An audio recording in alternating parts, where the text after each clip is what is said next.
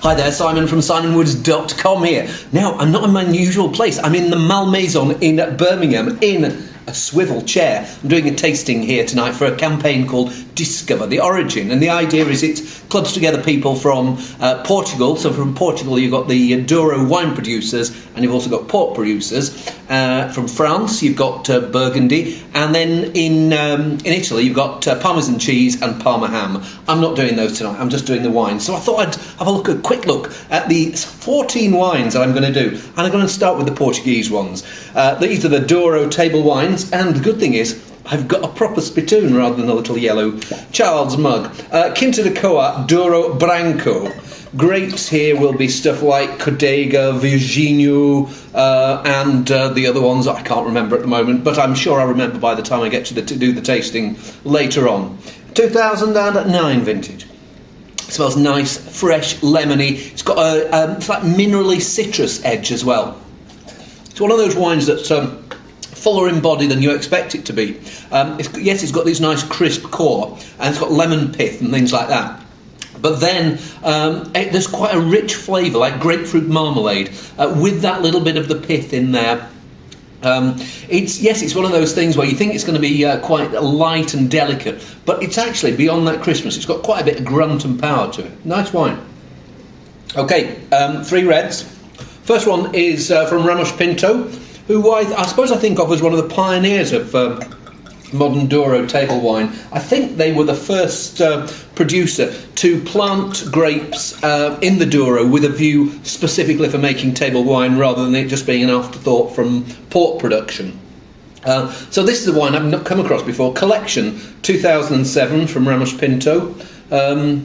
We see there's something called Grandis Quintus, 2 estates in the UK, and the 2 estates, something called Quinta de Bonzares and Quinta de Evermora. Evermora is quite an established port quinta, but I think Bonzares was the one that they planted with table wines in mind. So they'd have planted, this is a row of Touriga Nacional, this is a row of Touriga Franca, this is a row of Tinta Rorige.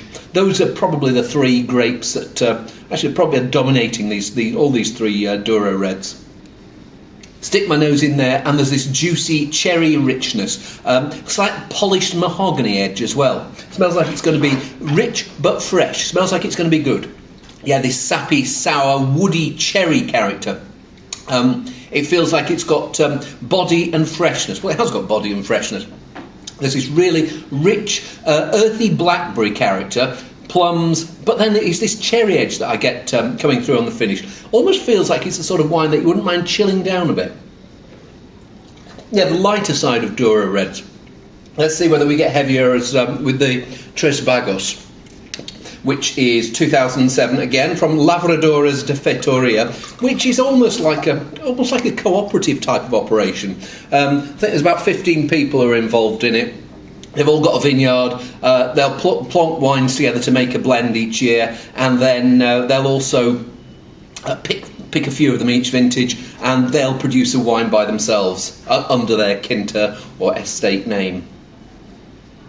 Now this smells a bit more backward. What I notice here as well is that reduction. Reduction's that thing, if you ever get a can of beer and open it, and there's that plume of gas that comes out, that ever so slightly rubbery, metallic edge. A little bit of it blows off. Too much of it stays in the wine. Here it feels like a bit more agitation, and it's going to come out of its shell. Yeah, that's really nice.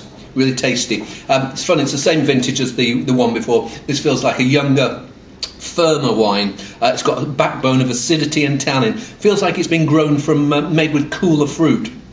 There's a warmth about the Riserva Pinto. This one feels like it's got more minerally restraint, and maybe the first one it's just a nice, lush, entertaining wine. This one maybe a little bit more profound. I like them both. Horses for courses, as they say. Let's see whether the last one is a horse. What is it called? Grandis Quintus, big estates. Douro Reserva, 2007. So these are all 2007. Alcohol levels on all these will be like 14.5%. Give it a whirl. And if I've got a problem here, first, if I smelt reduction first on the Tres Bagos, first thing I smell here is oak. This is going to be one of the last table wines that we're doing tonight, so I think it's going to be good. It gives the wine a chance to go to develop that bit more in the glass and lose some of that woodiness that I'm getting from the start here. It's a slightly dry, dusty oakiness, which I'm not a huge fan of oaking like that, but hey, we're back to that rounder, juicier style of flesh. Blackberries, back to that punchy fruit. Rather than the fine-boned fruit. Yes, it's a lot solid, concentrated, rich, earthy, ever so slightly jammy, bit on that red berries, bit of cranberry in there too. Feels like, I smell the wood. I don't notice it as much when I come to taste it. Maybe there's a little bit of wood tannin that you get on the finish, but overall a nice set of 3 wines. Quinto de Coa to start with was nice as well, but maybe I like the Tres Bagos because it's a finer, more delicate wine, and that's a bit like me, fine and delicate, don't you think? See you soon.